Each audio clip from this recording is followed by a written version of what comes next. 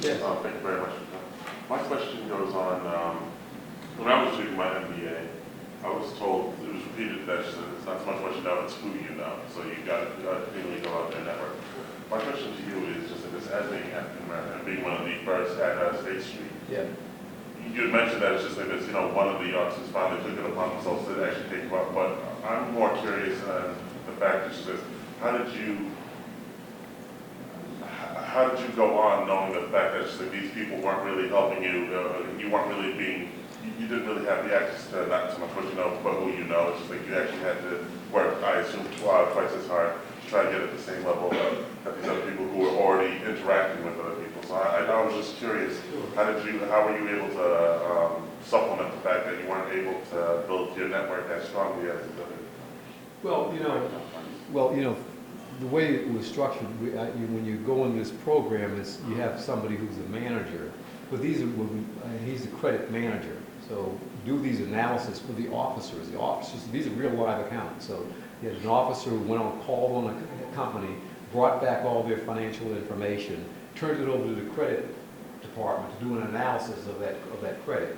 Okay, so I knew my work was good because it was the credit department that rated what I did. But I had to take it to the officer because that was his account, potentially his account. And I'd have to go over it with him, and then if they had questions to be asked, then I'd say to him, these are questions that need to be asked.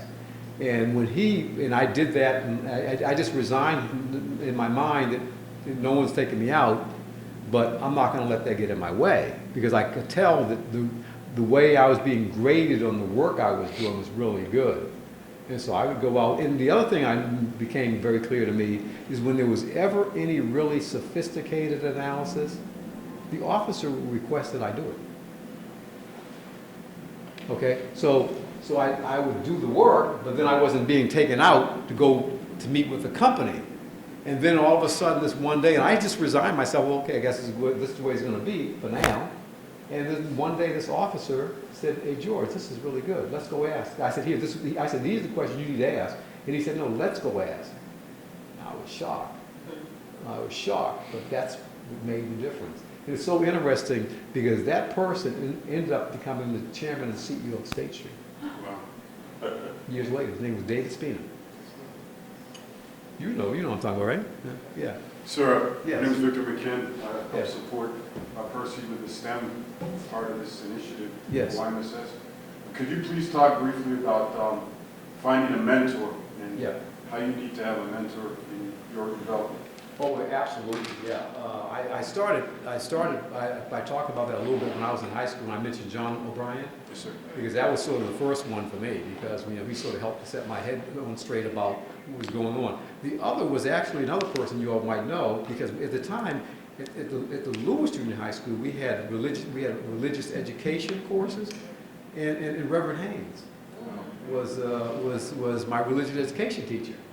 So he took a liking to me, and so he would talk to me all the time about different things you need to be thinking about. So those two people were really critical in terms of helping me to get my head on straight about the direction. The other thing, I enjoyed school because I enjoyed learning. So the learning piece wasn't a problem for me. But it was still, it's this big maze out there and you're trying to figure out where you're going. And that's what that mentoring is all about. When somebody can help you with that. And that's me, but I want to tell you about a young lady that I started mentoring about maybe about 10 years ago. State Street had this program where and other companies too, we'd have young people come in and job shadow you. And there was a young lady who was at Roxbury High School. And she was to shadow me one day, and I set it up such that I wanted to make sure this person got a full exposure to the bank, because my experience was that a lot of people thought that banks were a place where you saw tellers, because you went in, you cashed you had ATMs, and you had the guard who's standing there, and you had a manager sitting behind the desk. But banks are much more than that, and State Street is a very interesting kind of corporation because it's more of an investment kind of bank. And so what I did was I made sure that I had meetings. I had her meet the CEO. I made sure she went to the trading floor so she could see how the trading operations took place. I had her meet the chief legal counsel. And what was interesting, she was a person that asked so many questions, you know, that everybody was really impressed. In fact, we went into the meet with the chief legal counsel, who was a woman at the time. She walked into her office. She said, "Wow, you're the chief legal counsel. You're a woman too?" You know, and that she was, and it was so interesting because from that day forward, the chief legal counsel at the time would ask me all the time. Her name was Shaniqua. She said, "How is Shaniqua doing?" Well, let me tell you about Shaniqua. Shaniqua, I thought she was so bright and so talented and asked so many questions. And I was about to go out to Brandeis. They had this program out there, and they wanted me to come out and speak at this program. I said, "Well, you know, have you been thinking about going to college?" And she said, "Well, you know, I'm thinking about it." I said, "Well, you know, why don't you come with me out to Brandeis University so you can have, you know, I want to show you this campus and all that, so you get some exposure there." And I said, because, you know, college is a nice way by which you can transition from being at home to being on your own. And she said, "Well, what do you mean by that?" She said, "I'm already on my own." I said, "What do you mean you're already on your own?" She said, "Well, you know, my father was, my mother's a junkie, and I haven't seen my father in years. I've been living with my grandmother, but my grandmother had to go south because somebody took ill. So I'm living." I said, "You're on your own? And you're 15 years old?" She said, "Yeah." I said, "Well, how do you take care of yourself?" She said, "Well, I work." She said, "I go to school," and she was an all-A student. Wow. But she was working in a variety store right around the corner from her grandmother's house where she was living while her grandmother went south. So she said to me, she said, "Wow, this is a great place." She said, "Do you think you could get me a job here?" Wow. She said, "I think that'd be great for my resume." Now, this is a 15-year-old. I said, "Wow." I said, "At 15, I never thought about anything like that." But that's the way she was thinking. And I said, "Well, you know, you're only 15. I can't get you a job because you're not 16. She said, "Well, I'll be 16 in November." I said, "Well, I'll tell you what, you give me a call, and I will introduce to you people once you're 16 and see if we can do something here." On her birthday, she called me. On her birthday, she called me. And I said, anybody who's that determined, we're going to make sure that we help her out. And so we called. She ended up getting a part-time job at State Street. She went on to Northeastern University, got an undergraduate degree in accounting with a concentration in taxation. She went on to get her master's degree in taxation. And I talked to her all the time. I talked to her all the time, and she called me with one issue or another. And her only issue right now is there's several firms that are after her. And so the question is, which one is the best one, what's in her best interest?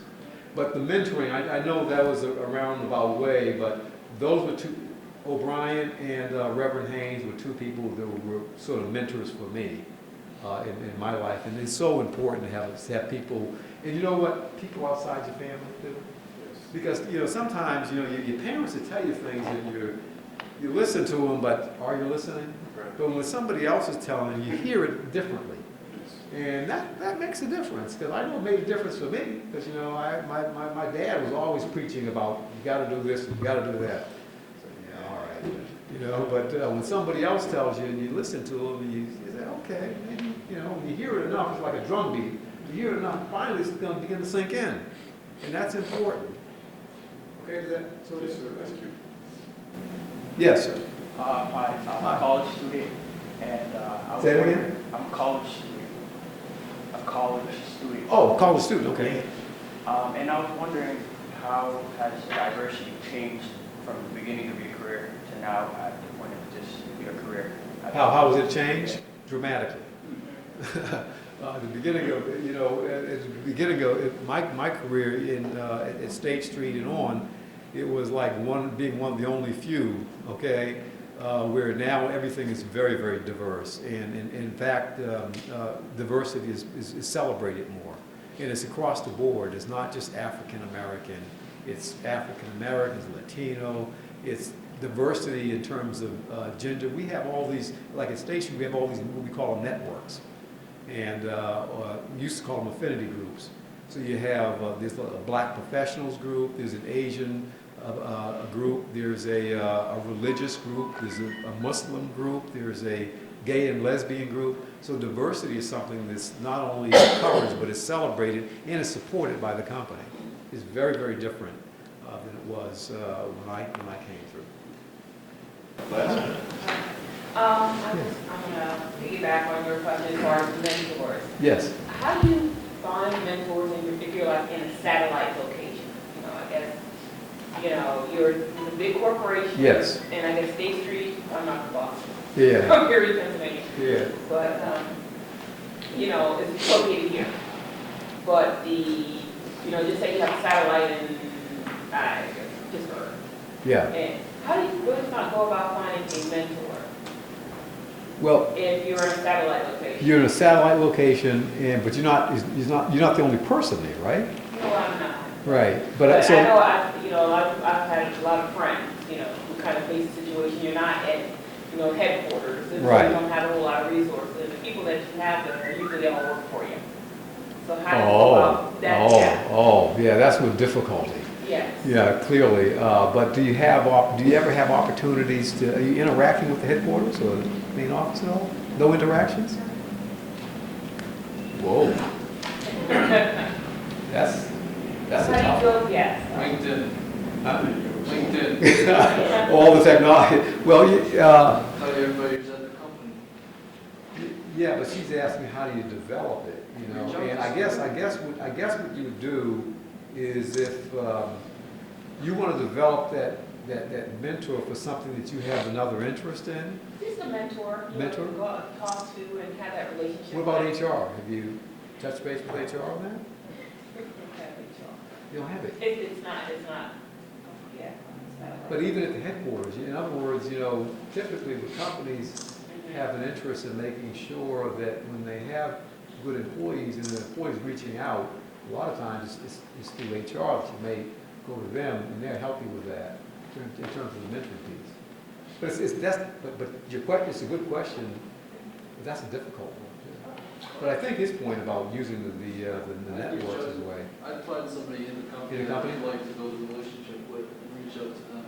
Yeah. Obviously you have to be the aggressor in that situation. I think he's right, yeah. Just to jump on that, I'm in a similar situation where it's just like, my bosses and my company's all the way in China. I'm the only person here. I work from home. Sales, other representatives are all over the country. However, one of the things that I found was just, I was just, okay, I'm here by myself, I'm learning about this all now. So I literally reached out to the closest person who was out in California.